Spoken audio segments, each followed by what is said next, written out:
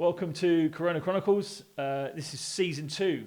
Just to remind you of that, Crown of Thorns, and we're in Mark's Gospel, and we are reading.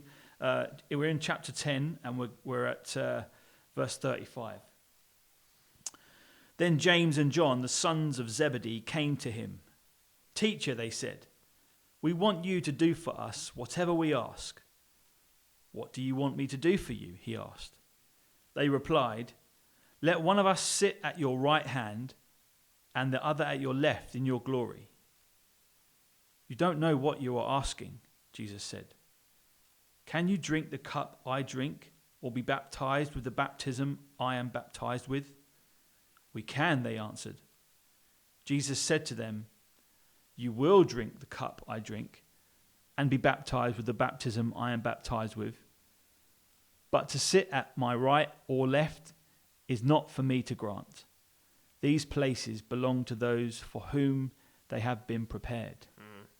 There you go. So this is a kind of part 1, part 2 we're doing here, isn't it? We're going to do the other one next week. But just to pick up on what you're saying there in your introduction, that we've called this Crown of Thorns, because Jesus is on the road to the cross. Yeah, and he's on the road. He's going there, isn't he? Yeah, he's going there. Jerusalem. He's going to wear that crown. There's going to be suffering. And in the last session, we were reflecting on Jesus' teaching about his own suffering.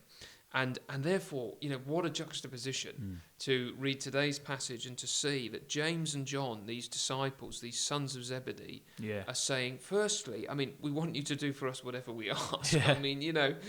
It's an extraordinary kind of way to begin a conversation. Thinking, Crown of Thorns?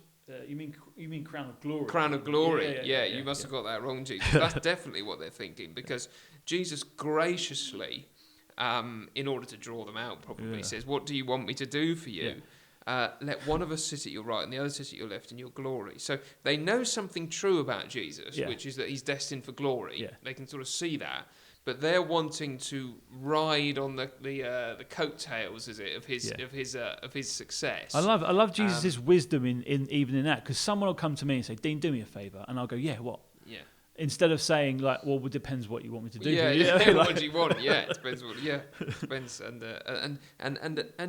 this is interesting, because in chapter 9, when Jesus was talking about his own suffering, we then discover that on the road, the disciples had been arguing about their own greatness, so that they cannot seem to see, and aren't we all like this? That Jesus' road is one of suffering and death and then glory. They just think that their own greatness and their own glory is the key point here of following Jesus.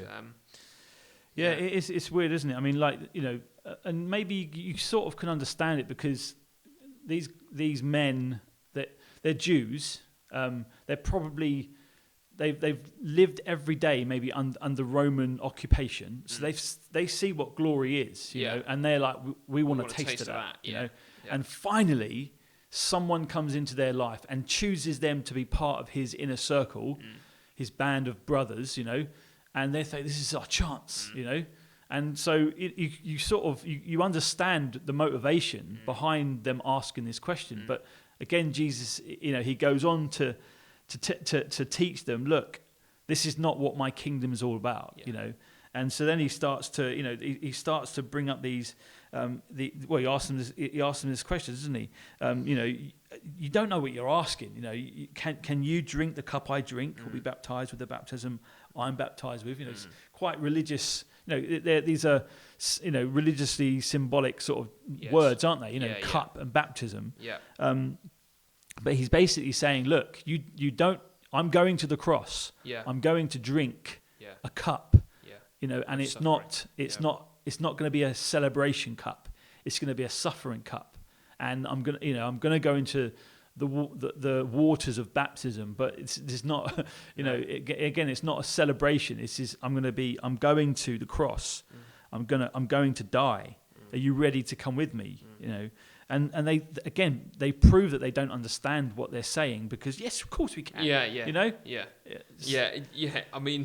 It's a pretty confident response, isn't absolutely, it? And, not even a thought. Let me just think about what do you mean by that, yeah, Jesus? Exactly. So they obviously in their own mind are fairly clear on what he's talking about, but revealing the They fact that couldn't they're be- probably not. Yeah. So they've got this idea of glory, and Jesus is saying, no, look, the road behind me is a road of suffering, and if you want to participate with me in the glory to come, you will participate in my sufferings. And you will, actually. And you will. Yeah. That's what he says. Jesus said to them, you will drink the cup I drink and be baptized with the baptism I am baptized with. Yeah. In other words, you will experience at the hands of the world the kinds of things that I've experienced.